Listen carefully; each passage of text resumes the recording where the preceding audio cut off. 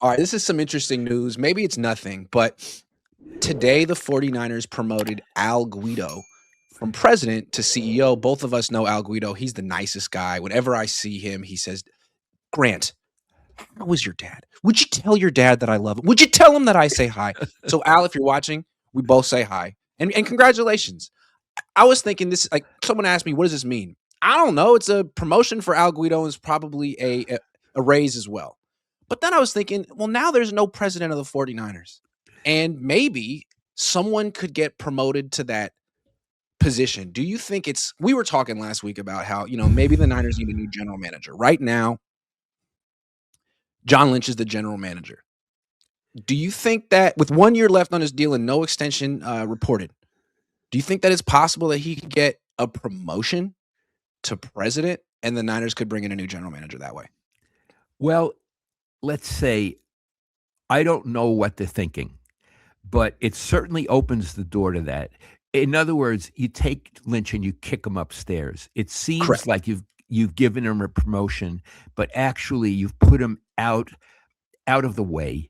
They did that with Elway in They did that Denver. with Elway. Just for people who don't remember, he was the general manager of the Broncos from 2011 to 2020. And then in 2021, they gave him the promotion to president of football operations. Then in 2022, he was a consultant. And then in 2023, he was gone. Yeah. So there's precedent for this, and these people are very shrewd. So we're not saying this is what their plan is or what's going to happen, but it's possible now. Grant and I have both questioned how really good Lynch is at getting draft picks, and especially in the high rounds, Iggy. Yeah. I don't think he's been very savvy about that. He seems, in many ways, I'll tell you what he seems like: to be a face man, to represent the organization, which he does well. And I think he keeps peace, PEACE, peace among the various players and factions in the organization. He's a peacemaker, and that's important. John McVay with Walsh was that way as well. But Walsh had himself and Tony Rossano, who was really good at personnel. I don't know that Lynch is at that level. So he may be being kicked upstairs. And my attitude would be good. Not only is this possible that it's happening, but if it's happening, I think they would have made two moves. Getting Raheem Morris is a good move. Kicking him upstairs and getting a hardcore personnel man would be good. So yeah, it's possible and it would be good. I think so. I wouldn't be surprised if the fact that they haven't given him an extension, he's entering a lame duck year, is telling to me, unless they're going to announce it any day. The Rams just extended Sean McVay and Les Snead, and they announced it this morning. The Niners haven't done anything like that yet, which is interesting. I mean, the Niners just won 12 games. They won a playoff game, but they have a lot to prove, and we've talked about it. They didn't develop a whole young core this last offseason. They didn't get younger. They're still kind of holding on to what they have, and they need to draft their way out of this to catch the Seahawks and the Rams. So what they could do is they could promote Joh Lynch, who has 10 years of a resume as a drafter. It's not great. And they could get someone from outside the organization, although it's already February, the combine's in a few weeks. It's getting a little late for that. You got to have your draft board set, or they could promote someone from within their own organization. There's a name I want to throw out. His name is Ethan Waugh.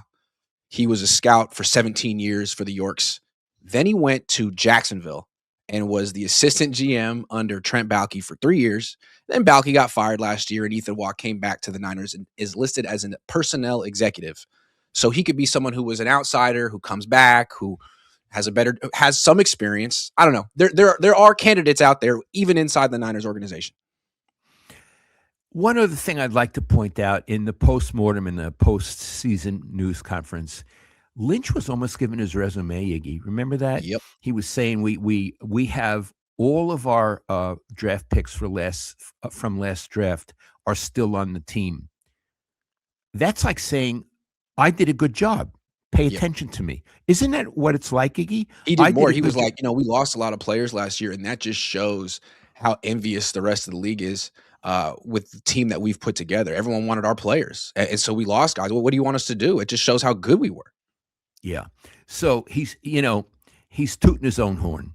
Yep. Self-praise Which is not a is good sign. It's usually a sign of weakness or yeah. instability.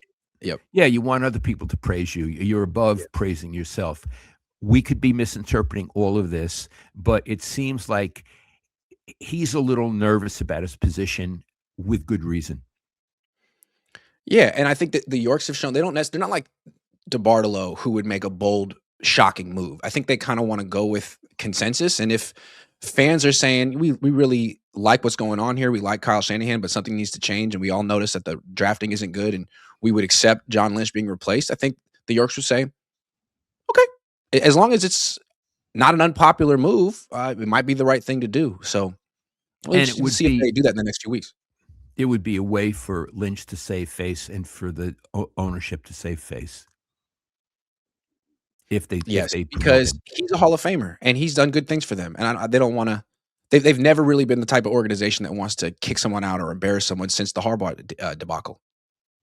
Yeah, he's been a good soldier for them. He has. Yes, He's been a good he soldier has, for them. Yeah, no and he question still about it. could have a role and a use for the organization as doing the same thing he does. He's you called him a face man. I would call him a face man. He could be a face man as a president. He doesn't have to be the general manager. Yeah. He I can still wanna come talk at back press conferences. I wanna come back to El Guido for a minute. Sure. Um, I really like El Guido. I wanna explain, he's from the Jersey Shore, and, Bruce Springsteen, he's from there, he talks that way. Mhm. I'm from Brooklyn, where we grew up. It's similar. He's an Italian culture, I'm a Jewish culture. Whenever I talk to Al Guido, I really feel we understand each other, and we giggle at each other a lot. So, aside from what's may or may not be going on with John, Al, mazel tov. Congratulations. I'm glad you got this promotion. What I wanna say is I've been around the Yorks in this organization for 15 years, and he's one of the nicest guys in the organization, maybe the nicest, and what's I've met Carmen Policy a few times. Carmen Policy is, like, the most charming, nicest guy you've ever met, at least the way I don't know who he is privately, but at least to me or to everyone I've ever seen, he's the most charming person. He tells the stories, the life of the party, and he's the most generous guy. I think that was part of the whole Niners winning with class thing in the '80s and That '90s, him. that was The him. closest thing the Yorks have, the closest thing that this organization has to that is Al. And I I don't agree. know how much he's involved in football the way Carmen was. He's probably more on the business side, but it's always good when he's out in front for this organization. He represents them well. Yeah, and even during training camp, when you're on the sideline during workouts, he's walking around talking to everybody. He's a wonderful ambassador. And again, I'm not deeply friendly with Al. I know him, in certain situations. He strikes me as a real down home, down to earth, sincere guy. So I really like him. And one of the things that was cool about the DeBartolo Carmen Policy years was that they were, Italians. And there was a very Italian thing about the 49ers. And it's cool that Guido's there. You got to have Guido in the 49ers front office. You got to. Have to. You know, Iggy before them, the Morbidos owned it. It's been an Italian franchise, and I want to remind everybody that Iggy's mom, Dawn, my wife, was half Italian. Her mother's last name was DiMarco. Iggy is the Jewish guy who is one quarter Italian. He's been to Italy. He's met the cousins over there, It's true. Yeah, and I love him. and when I'm in therapy, sometimes with my therapist, I talk about harnessing my Italian side. Oh, you She's like, do? be more Italian. Yeah, True. you don't wanna be a neurotic No, Jewish you guy don't. like me. No, I got that cornered. You don't need that. I got enough of it. Yeah, I got enough of it. Yeah, you got enough of it from me. That's Real harness quick your before we move. Italian side. Yeah, and the Niners are embracing their Italian side as well.